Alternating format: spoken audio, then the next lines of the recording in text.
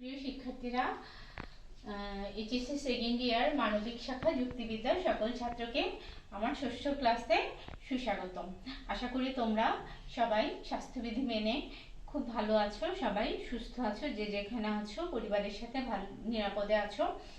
আমি তোমাদেরকে আজকে তৃতীয় অধ্যায়ে আরোহের প্রকারভেদ তোমাদেরকে আমি পড়িয়েছি। গত 3টা ক্লাস তোমাদেরকে আমি আরোহের প্রকারভেদ পড়িয়েছিলাম। আজকে আমি জাস্ট রিভিউ ক্লাসটা নেব, আর সিকিউ যেটা সৃজনশীল এক দুটো কোশ্চেনের কিছু উদাহরণ দিয়ে তোমাদেরকে বুঝিয়ে দেব। তোমরা হয়তো বেশ লং টার্ম তোমরা হয়তো ভুলে গেছো মানে অনেক কিছু।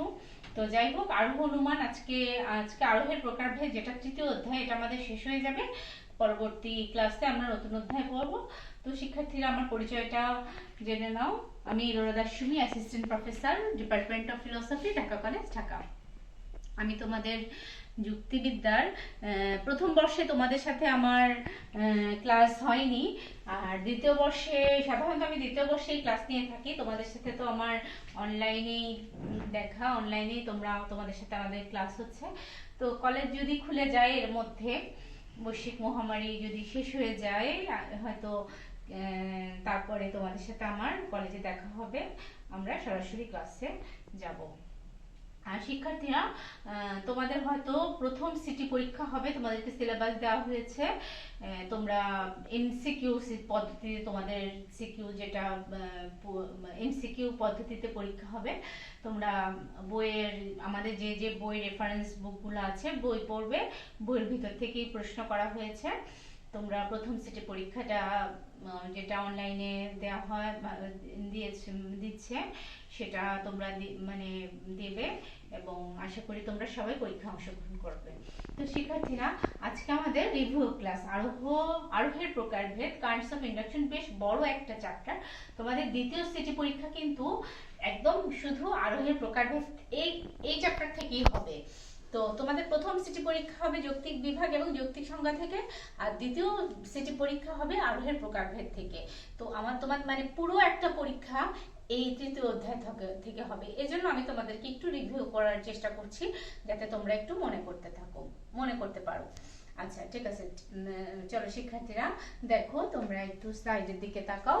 তোমরা রিভিউ ক্লাসে আমি আসলে তোমাদেরকে কি কি পড়িয়েছিলাম একটু দেখো, যে অনুমান কি, অনুমানের প্রকারভেদ, আরোহ অনুমান বলতে কি বুঝো, অবরোহ অনুমান কাকে বলে, আরোহ অনুমানের প্রকারভেদ, প্রকৃত আরোহ অনুমানকে আমরা কি কি ভাগে ভাগ করেছিলাম, তোমাদেরকে আমি ছক আকারে দেখিয়েছিলাম। আশা করি তোমাদের সেটা মনে আছে।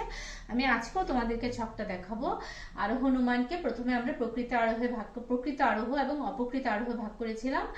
প্রকৃত আরোহকে আমরা ভাগ করে বলেছিলাম যে 3 প্রকার: বৈজ্ঞানিক আরোহ, অবৈজ্ঞানিক আরোহ এবং সাদৃশ্য অনুমান। তারপরে আমরা বৈজ্ঞানিক আরোহের বৈশিষ্ট্য বলেছি, কাকে বলে বলেছি, অবৈজ্ঞানিক আরোহ কাকে বলে বৈশিষ্ট্য বলেছি, তারপরে সাদৃশ্য অনুমান কাকে বলে, সাদৃশ্য অনুমানের বৈশিষ্ট্য বলেছি। এভাবে আমরা কি করেছি, প্রকৃত আরোহ শেষ করেছি। প্রকৃত আরোহ শেষ করার পরে আমরা সাদৃশ্য অনুমানের প্রকারভেদ পড়িয়েছি। এরপরে চলে এসেছি আমরা অপকৃত আরোহ। অপকৃত আরোহ যেটা ইমপ্রপার ইন্ডাকশন আমার লাস্ট ক্লাস ছিল। অপকৃত আরোহ কত প্রকার ও কি কি, পূর্ণাঙ্গ আরোহ কি। অপকৃত আরোহকে আমরা 3 ভাগে ভাগ করেছিলাম: পূর্ণাঙ্গ আরোহ, যুক্তিসাম্যমূলক আরোহ এবং ঘটনা সংযোজন। আমি তোমাদেরকে বিষয়টি ব্যাখ্যা সহ, উদাহরণ সহ আমি পড়িয়েছি। তো যেহেতু আমাদের একটা চ্যাপ্টার থেকেই পুরো একটা সিটি পরীক্ষা, দ্বিতীয় সিটি পরীক্ষা হবে, যার ফলে আমি তোমাদেরকে আমাদের এই ক্লাসটা খুবই গুরুত্বপূর্ণ। তোমরা আশা করি সবাই ক্লাসে অংশগ্রহণ করছো। শিক্ষার্থীরা, তোমরা সেই ছকটা একটু দেখে নাও। আমি যে তোমাদেরকে বললাম আরোহ কাকে বলে, আরোহ তোমরা জানো যে প্রথম বর্ষে আমরা অবরোহ অনুমান করেছিলাম এবং দ্বিতীয় বর্ষে আমরা আরোহ পড়ছি। এবং আরোহ অনুমানে আরোহকে আমরা প্রথমে কি করেছি, 2 ভাগে ভাগ করেছি: প্রকৃত আরোহ এবং অপকৃত আরোহ।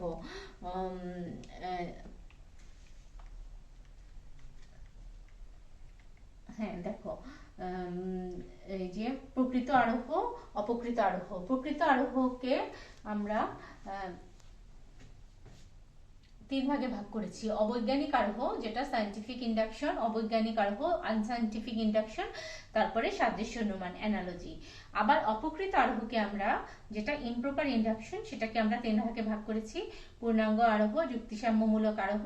পূর্ণাঙ্গ আরোহকে আমরা বলি পারফেক্ট ইন্ডাকশন, যুক্তিসাম্যমূলক আরোহকে আমরা বলেছি induction by parity of reasoning, এবং ঘটনা সংযোজন আরোহকে আমরা বলেছি ইন্ডাকশন কলিগেশন অফ ফ্যাক্টস।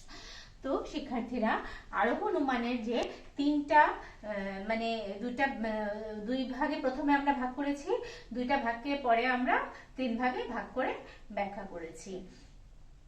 দেখো, এখন আমরা দেখো অনুমান কাকে বলে। আমরা জানি যে অনুমান মানে আমরা যখন জানা তথ্য থেকে যখন অজানা তথ্যে গমন করি তখন তাকে অনুমান বলে। এটা আমরা প্রথম বর্ষে জেনে এসেছি। আর অনুমান হলো দুই প্রকার, সেটা হলো আরোহ অনুমান এবং অবরোহ অনুমান। শিক্ষার্থীরা, তোমরা জানো অবরোহ অনুমান কাকে বলে এবং আরোহ অনুমান কাকে বলে? তোমরা জানো অবরোহ অনুমান হলো যে বড় ঘটনা থেকে ছোট ঘটনা অনুমিত হয়। অর্থাৎ মানে আমরা যখন জানা থেকে অজানা, মানে যখন আমরা সার্বিক কোনো কিছু থেকে বিশেষ কোনো সিদ্ধান্তে পৌঁছি তখন তাকে বলে অবরোহ অনুমান। যেমন আমরা বলি যে সকল মানুষ হয় মরণশীল। তো আমরা যদি বলি যে রহিম মানুষ, করিম মানুষ, তপন মানুষ, সুতরাং সকল মানুষ হয় মরণশীল। যেহেতু সকল মানুষ মরণশীল, সুতরাং এই জগতে যত প্রাণী আছে সবাই মরণশীল। অর্থাৎ সার্বিক সিদ্ধান্ত থেকে আমরা বিশেষ সিদ্ধান্তে আসলাম অবরোহ অনুমানে। আর আরোহ অনুমানে আমরা কি করি?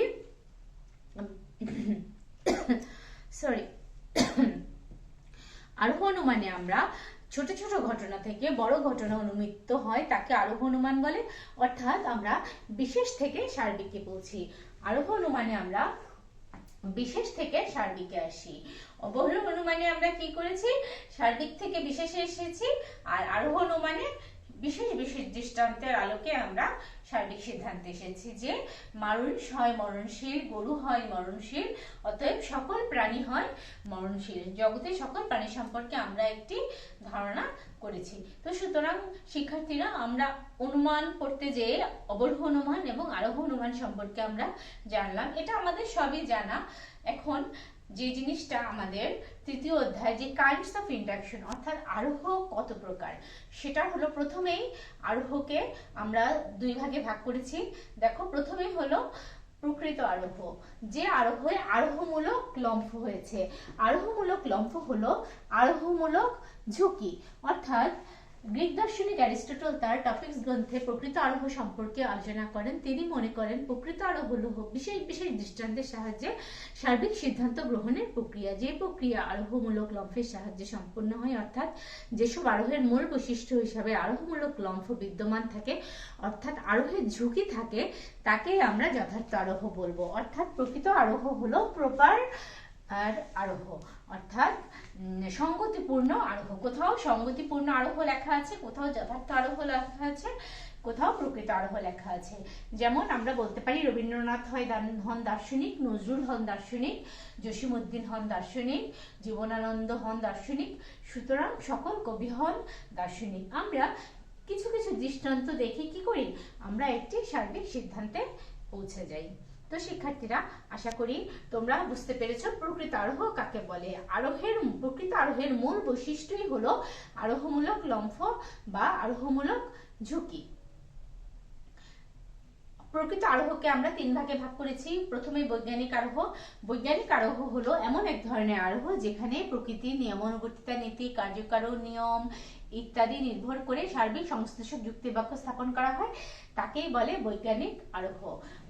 যে করিম হয় মরণশীল, রহিম হয় মরণশীল, কামাল হয় মরণশীল, সুতরাং সকল মানুষ হয় মরণশীল। ব্রিটিশ যুক্তিবিদ কার্ভেট্রিড তোমার বৈজ্ঞানিক আরোহের সংজ্ঞা দিতে গিয়ে বলেন, প্রকৃতির নিরীক্ষণের সাহায্যে প্রকৃতির নিয়মানুবর্তিতার উপর নির্ভর করে সার্বিক সংশ্লেষক যুক্তিবাক্য প্রতিষ্ঠা করাই হলো বৈজ্ঞানিক আরোহ।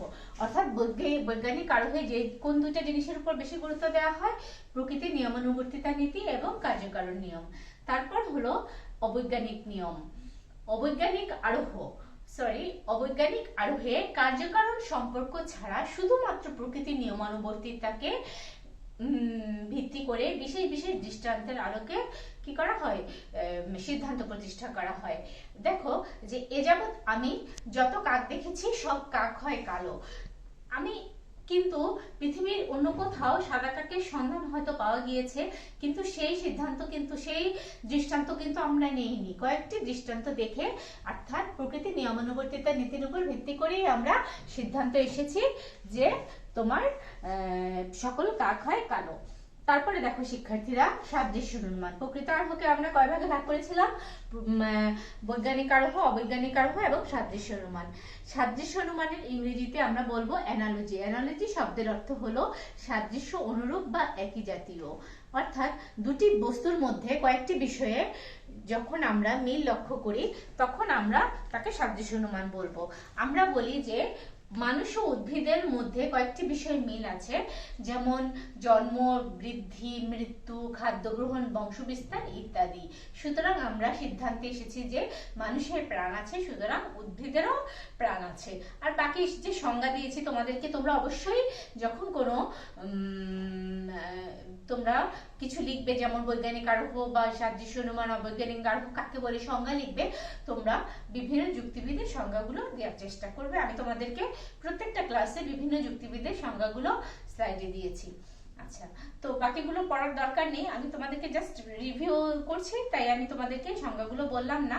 তবে যে জিনিসটা বেশি গুরুত্বপূর্ণ, যে দুটি বস্তুর মধ্যে বিশেষ কয়েকটি বিষয়ে লক্ষ্য করে আমরা কি করব, একটি যদি বিশেষ গুণের অধিকারী হয় তাহলে অপরটিও সেই বিশেষ গুণের অধিকারী হবে। এভাবে আমরা সাদৃশ্য অনুমানের সংজ্ঞা দিয়েছি। আর সাদৃশ্য অনুমান হলো দুই প্রকার, একটা হলো সাধু সাদৃশ্য অনুমান আর অসাধু সাদৃশ্য অনুমান। সাধু সাদৃশ্য অনুমান হলো সেই সাদৃশ্য অনুমান যেখানে গুরুত্বপূর্ণ বিষয়ের উপর মানে ফোকাস করা হয়, যে গুরুত্বপূর্ণ এবং মৌলিক বিষয়ের উপর গুরুত্ব দিয়ে তোমার সিদ্ধান্ত নেওয়া হয়।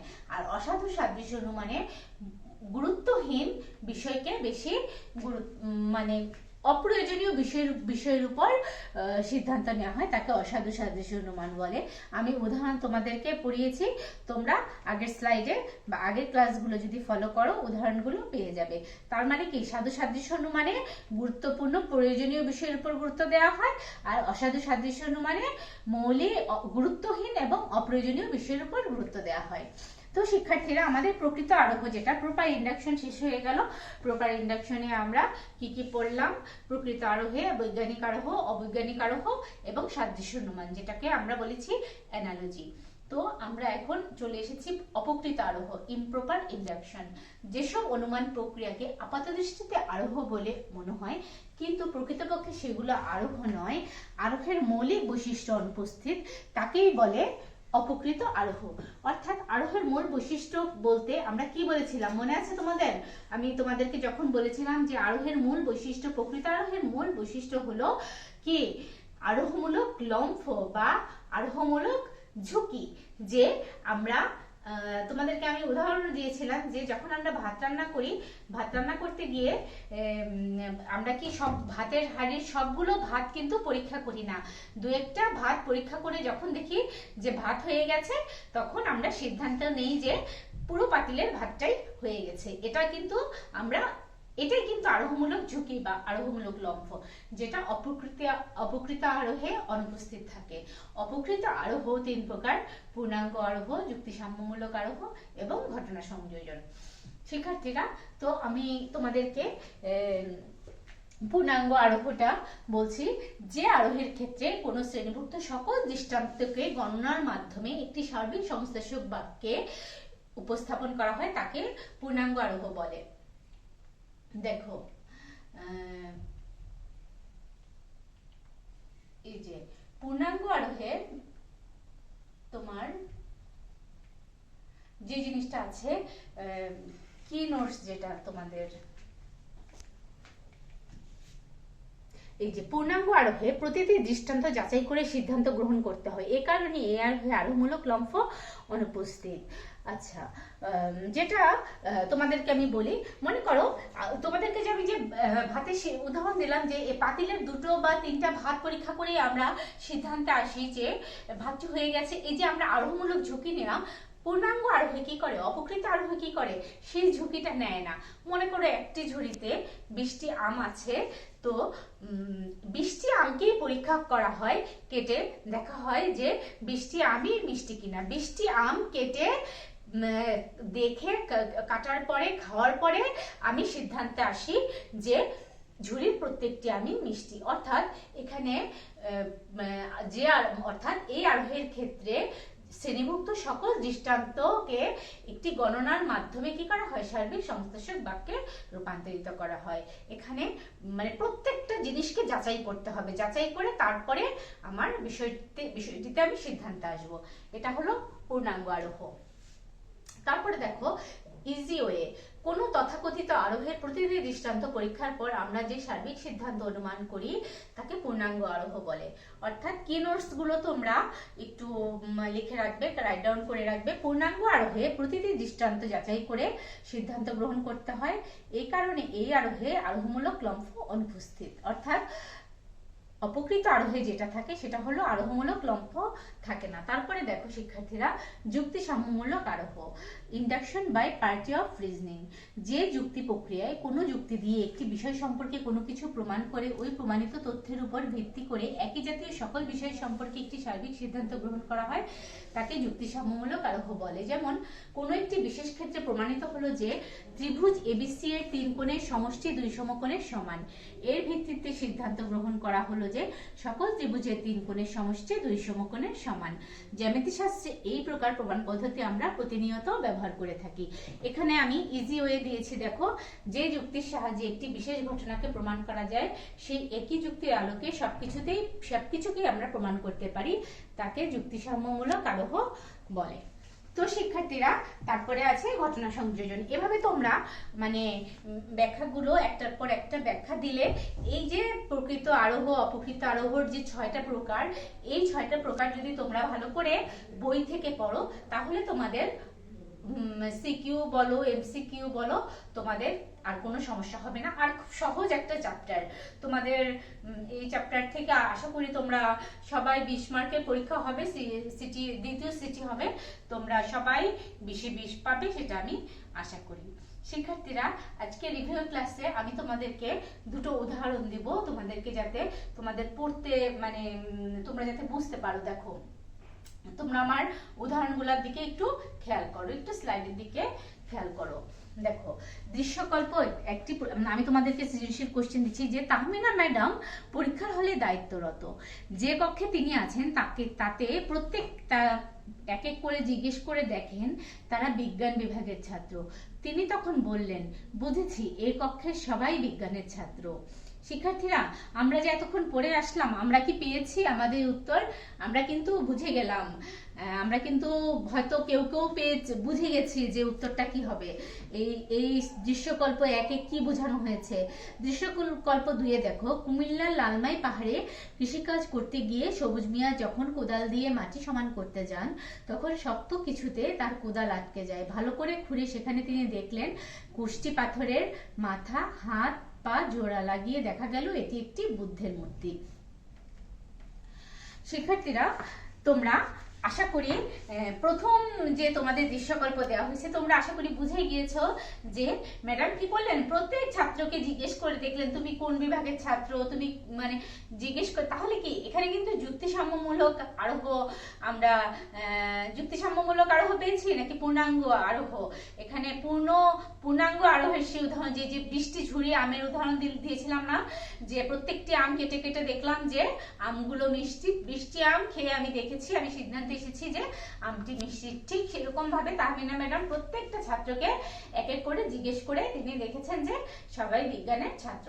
আমি তোমাদেরকে এখানে কিছু প্রশ্ন দিয়েছি, প্রশ্নটাও তোমরা একটু দেখে নাও। প্রথমেই আমি দিয়েছি সাদৃশ্য অনুমান কাকে বলে, এটা হলো 1 মার্কের কোশ্চেন। তোমরা জানো এই কোশ্চেনগুলো এখানে প্রথমটার 1 থাকে, তারপরে খ নাম্বারে 2, গ নাম্বারে 3, ঘ নাম্বারে 4, মোট 10 মার্ক থাকে।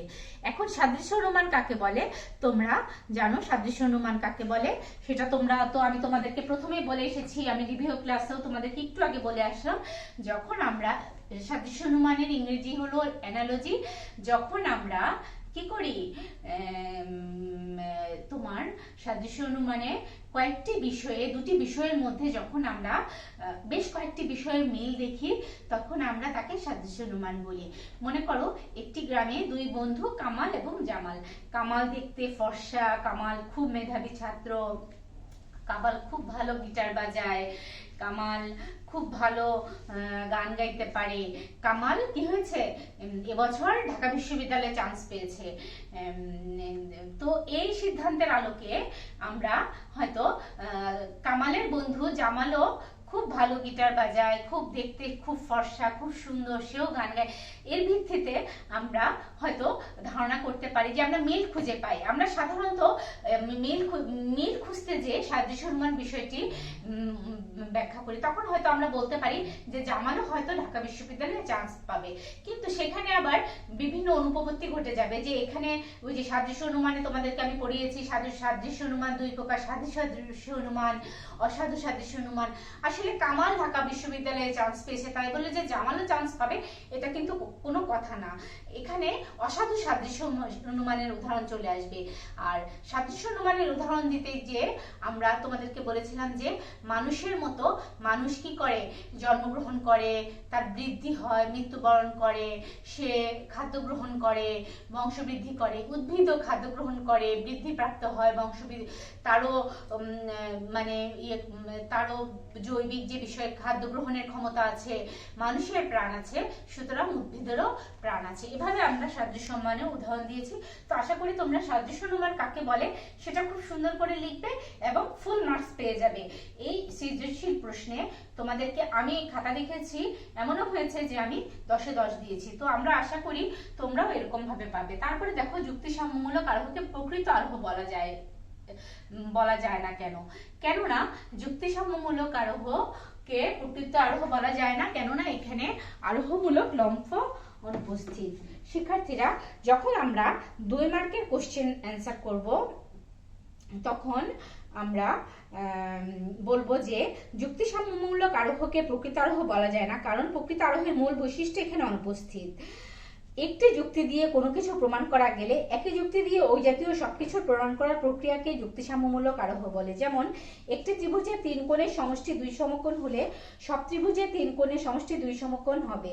এখানে প্রকৃত আরোহের মূল বৈশিষ্ট্য আরোহমূলক লম্ফ নিয়ে বিশেষ থেকে সার্বিক, জ্ঞাত বিষয় থেকে অজ্ঞাত বিষয়ে সিদ্ধান্ত নেওয়াকে আরোহমূলক লম্ফ বলে।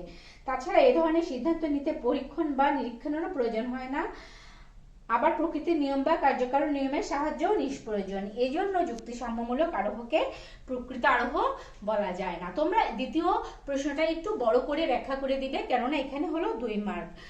2 নাম্বার গতে আছে, দৃশ্যকল্প 2-এ কোন আরোহের প্রতিফলন ঘটেছে ব্যাখ্যা করো। অর্থাৎ কুমিল্লার লালমাই পাহাড়ে কৃষিকাজ করতে গিয়ে সবুজ মিয়া যখন কোদাল দিয়ে মাটি সমান করতে যান, তখন তিনি একটি মূর্তি খুঁজে পান। কিন্তু এই যে তিনি হাত পা জোড়া লাগিয়ে দেখা গেল যে এটি একটি বুদ্ধের মূর্তি সম্পর্কে কিন্তু তার আগে একটি ধারণা ছিল। তারপর আমি তোমাদেরকে ব্যাখ্যা করছি, তোমরা কিভাবে প্রশ্নটা অ্যান্সার করবা। দেখো,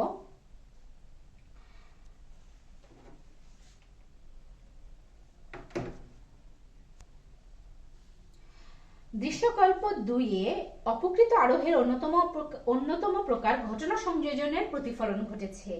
যে অনুমানে কয়েকটি জানা তথ্য বা ঘটনা বিষয়কে প্রত্যক্ষ করে সেগুলোকে একটি সার্বিক যুক্তিবাক্য বা সমগ্র হিসেবে প্রকাশ করা হয় তাকে ঘটনা সংযোজন বলে। অর্থাৎ কয়েকটি বিচ্ছিন্ন অংশকে একটার সাথে আরেকটা মিলে যে বিষয়টি জোড়া লাগানো হয় সেটাই হলো ঘটনা সংযোজন। কেননা বুদ্ধের মূর্তি সম্পর্কে তার আগেই ধারণা ছিল। ঘটনা সংযোজনকে যুক্তিবিদ মিল অপকৃত আরোহ হিসেবে উল্লেখ করেন, কারণ এখানে জানা থেকে অজানা বা বিশেষ থেকে সার্বিকে যাওয়া হয় না, অর্থাৎ আরোহমূলক লম্ফ থাকে না, বরং একটি ঘটনাকেই পূর্ণাঙ্গ রূপে প্রকাশ করা হয়। এর সিদ্ধান্ত হিসেবে গৃহীত বাক্যটি সার্বিকের মতো মনে হলেও আসলে এখানে শুধু একটি ঘটনাকেই প্রকাশ করা হয়। তবু একে অবরোহ অনুমান বলা হয় না, কারণ এখানে সার্বিক থেকে বিশেষে গমন করা হয় না, বরং আরোহের সঙ্গে মিল বেশি থাকায় যুক্তিবিদ মিল একে অপ্রকৃত আরোহের অন্তর্ভুক্ত করেন। তবে যুক্তিবিদ হুয়েল এর মতে এটি প্রকৃত আরোহ, কারণ তার মতে প্রতিটি আরোহেই আমরা বিশেষ বিশেষ ঘটনা পর্যবেক্ষণ করে সেগুলো একত্রে সংযোজন করে সিদ্ধান্ত গ্রহণ করি। শিক্ষার্থীরা, তারপরে দেখো তোমার দৃশ্যকল্প একের সাথে বৈজ্ঞানিক আরোহের তুলনামূলক আলোচনা করো। তোমরা কি বুঝতে পেরেছো যে দৃশ্যকল্প একে কি ধরনের আরোহের কথা বলা হয়েছে? এখানে দৃশ্যকল্প একে মূলত পূর্ণাঙ্গ আরোহের কথা বলা হয়েছে, অর্থাৎ অপকৃত আরোহের কথা বলা হয়েছে। আর বৈজ্ঞানিক আরোহটা কি? প্রকৃত আরোহ। তার মানে কি, আমি এখানে প্রকৃত আরোহের সাথে আর বৈজ্ঞানিক আরোহ যেহেতু প্রকৃত আরোহ, আর দৃশ্যকল্প একে যেহেতু এটা পূর্ণাঙ্গ আরোহ, এটা হলো পূর্ণাঙ্গ আরোহ, সুতরাং আমার মোটামুটি তুলনামূলক আলোচনাটা প্রকৃত আরোহের সাথে অপকৃত আরোহের মধ্যেই হয়ে যাচ্ছে। আমি যদি এখানে প্রশ্ন যদি আসে, প্রশ্ন যদি এভাবে আসে যে প্রকৃত আরোহের সাথে অপকৃত আরোহের পার্থক্য নির্ণয় করো, তোমরা কিন্তু একই উত্তর দিবে। আমি তোমাদেরকে একটু ব্যাখ্যা করে বুঝিয়ে দিচ্ছি যে দৃশ্যকল্প একের সঙ্গে বৈজ্ঞানিক আরোহের তুলনামূলক আলোচনাটা কিভাবে, মানে ব্যাখ্যাটা কিভাবে করা হয়েছে সেটা দেখো। তোমাদেরকে আমি বলছি,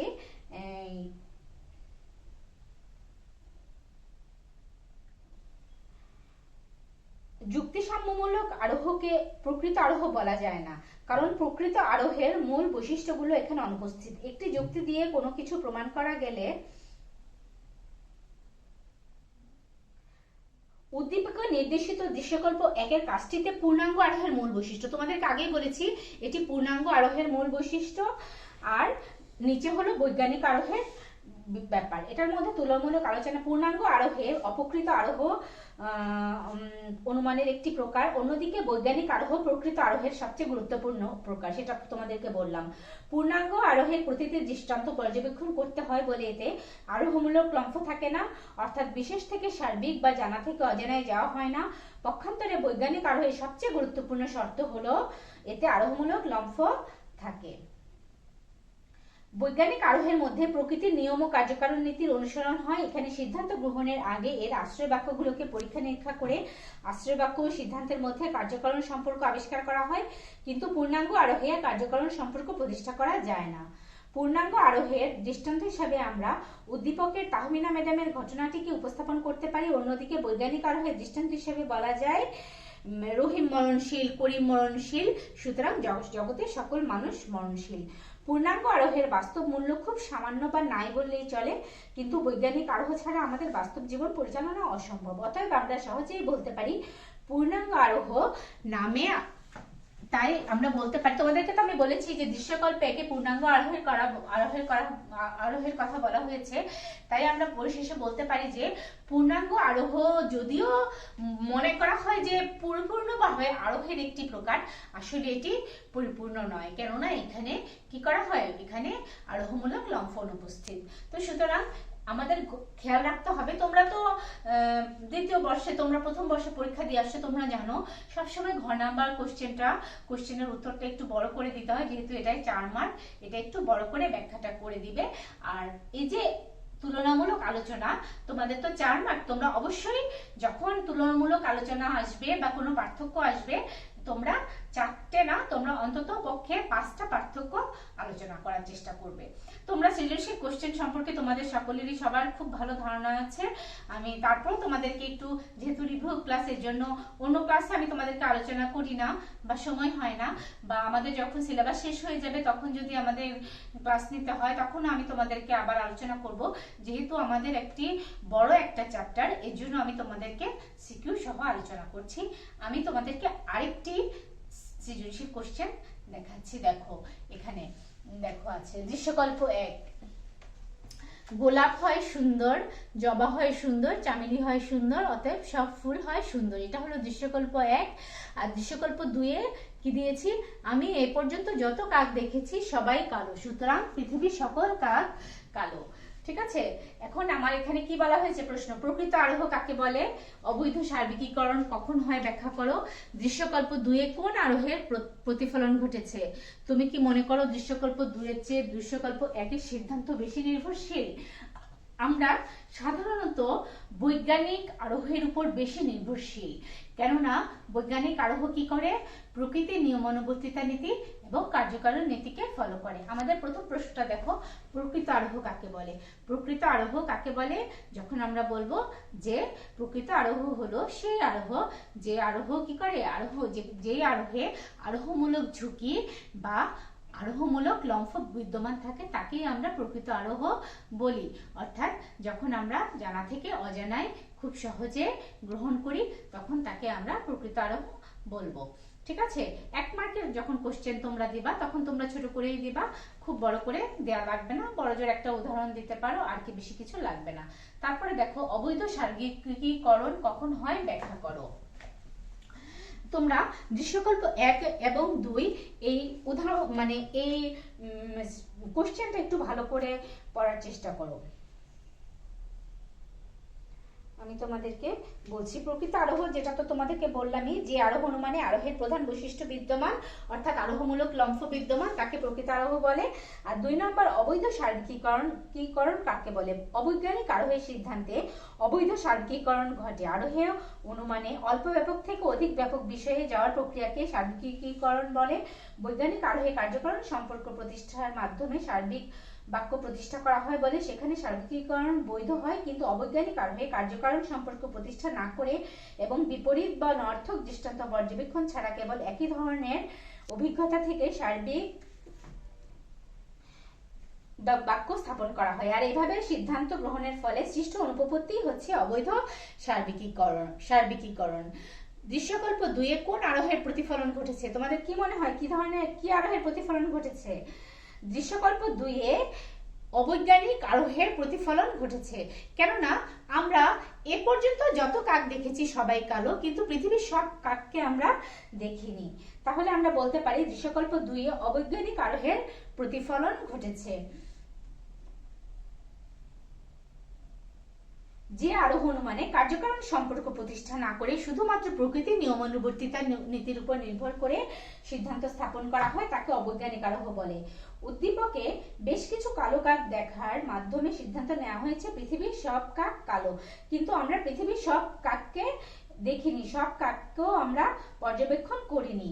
আর সেখানে তোমরা অবৈজ্ঞানিক আরোহ যখন তোমরা এটা তো অবৈজ্ঞানিক আরোহ, এখানে তোমরা এটা 3 মার্ক, সেখানে তোমরা অবৈজ্ঞানিক আরোহের কিছু বৈশিষ্ট্য দিতে পারো, ছোট করে 3টা বৈশিষ্ট্য দিতে পারো। অবৈজ্ঞানিক আরোহের সিদ্ধান্তে আরোহের আকারগত ভিত্তি দুটির মধ্যে কেবল প্রকৃতির নিয়মানুবর্তিতা নীতির অনুসরণ করা হয়, কার্যকারণ নিয়মের অনুসরণ করা হয় না। বিশেষ বিশেষ দৃষ্টান্ত থেকে সার্বিক সিদ্ধান্ত গ্রহণ করা হয় বলে এখানে আরোহমূলক লম্ফ থাকে। আরোহের এই মূল বৈশিষ্ট্য থাকার কারণে এটি প্রকৃত আরোহের অন্তর্গত। আর অবৈজ্ঞানিক আরোহের সবচেয়ে বড় সমস্যা হচ্ছে এখানে কোনো প্রতিকূল বা অনর্থক দৃষ্টান্তের উল্লেখ থাকে না, তাই যখনই কোনো অনর্থক দৃষ্টান্ত পাওয়া যাবে তখনই এই সিদ্ধান্ত বাতিল হয়ে যাবে।